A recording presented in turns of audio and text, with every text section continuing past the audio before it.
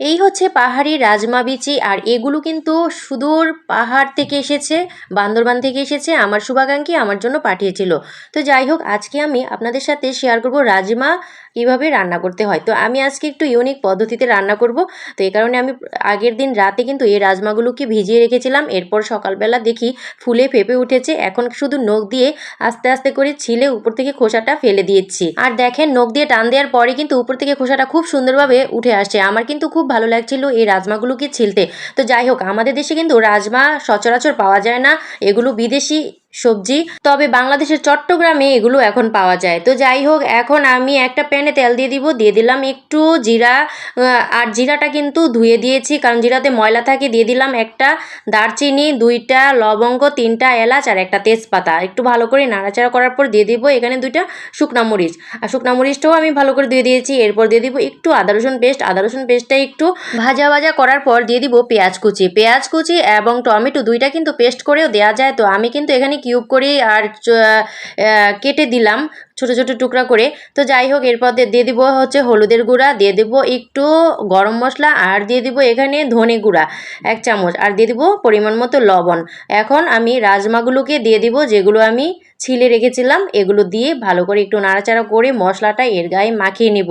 তারপর কিন্তু একটু ঢাকনা লাগিয়ে দিব, যাতে এর যে পানিটা এটা উপরে উঠে আসে খুব সুন্দরভাবে। দেখেন, আমি ঢাকনাটা লাগিয়ে দিলাম। এরপর এই যে ঢাকনা তুলে খানিকটা আবার নাড়াচাড়া করব। এরপর এর সাথে অ্যাড করে দিব পরিমাণ মতো পানি, যাতে এই রাজমাগুলো খুব সুন্দরভাবে সেদ্ধ হয়ে যায়। আর পাহাড়ি রাজমা খাবো আর পাহাড়ি মরিচ দিব না তা কি হয়? তাই মরিচটা পেস্ট করে দিয়ে দিলাম। এই যে মরিচটা দিলাম আমি, এটা হচ্ছে পাহাড়ি মরিচ, কাঁচা মরিচ।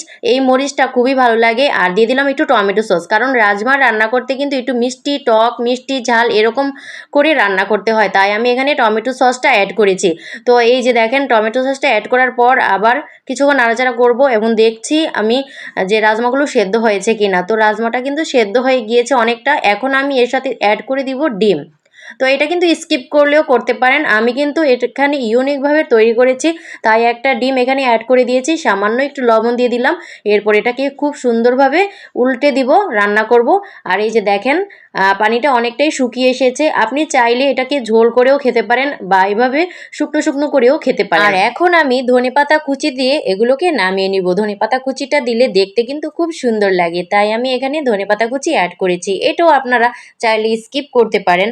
তো দেখেন, খুব সুন্দর রান্নাটা। তো যাই হোক, আর একটু ঝোল হলে হয়তো ভালো হতো। আমার ঝোলটা একেবারেই শুকিয়ে গিয়েছিল, কিন্তু বিশ্বাস করুন এত মজা হয়েছে, এত সুস্বাদু হয়েছে। আমার জামাই তো 2বার 3বার খেয়েছে, মানে উনিই বেশি খেয়েছে বলতে গেলে।